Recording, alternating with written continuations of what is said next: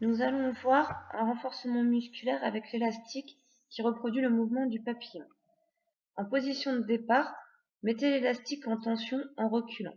Étirez les bras vers l'avant jusqu'à coller l'épaule à l'oreille et inclinez le buste à l'horizontale en pliant les genoux et en conservant le dos droit. Puis, orientez le coude vers l'extérieur et vers le haut.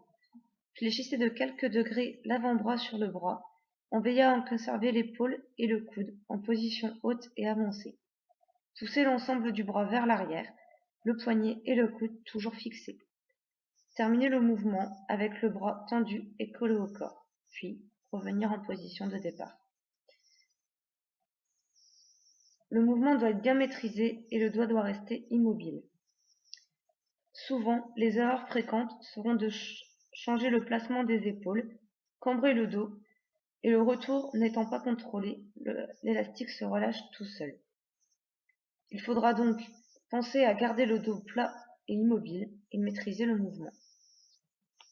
L'entraînement musculaire avec élastique convient parfaitement en natation, car l'importance de la charge augmente durant l'exécution du mouvement, tout comme la résistance aquatique augmente durant le mouvement du bras sous l'eau.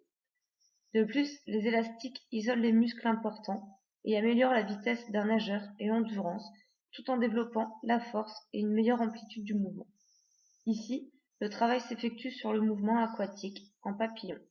L'avantage de l'élastique permet de pouvoir travailler un geste technique juste.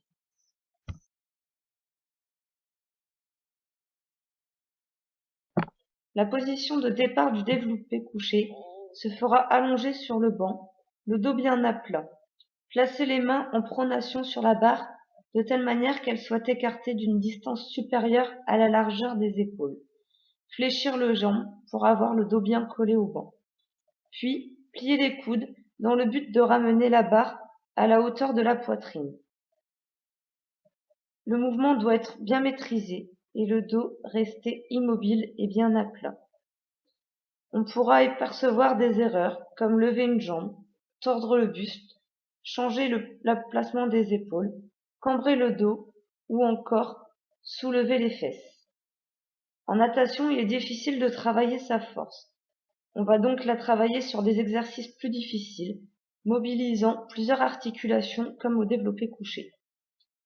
En natation, le trajet du membre supérieur est progressivement accéléré et non explosif, car l'eau présente une grande résistance au déplacement. Considérant cette particularité aquatique, il faudra surtout insister sur les qualités de puissance-force plutôt que de puissance-vitesse durant un programme de musculation adapté. Il faudra donc choisir des charges proches de 90 à 95% de la charge maximale et répéter 3 à 6 fois l'exercice par série. La durée de la récupération entre les séries est importante, soit de 3 à 5 minutes.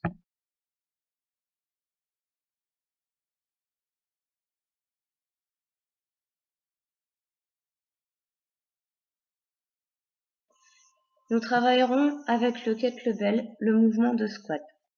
En position de départ, placez les jambes en écartant la largeur des hanches. Le buste bien droit, prendre le kettlebell par la hanche en plaçant une main de chaque côté. Gardez les coudes fléchis et placez le poids à hauteur poitrine. Puis, poussez les fesses vers l'arrière et descendre comme pour s'asseoir tout en levant la tête et en tenant la poitrine vers l'avant. La descente s'effectue à 90 degrés en gardant les talons au sol. Se lever en poussant sur les talons.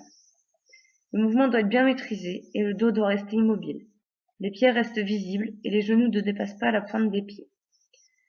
Comme erreur fréquente, il peut y avoir de cambrer le dos, les talons qui se décollent, puis, lors de la descente, les genoux dépassent la pointe des pieds.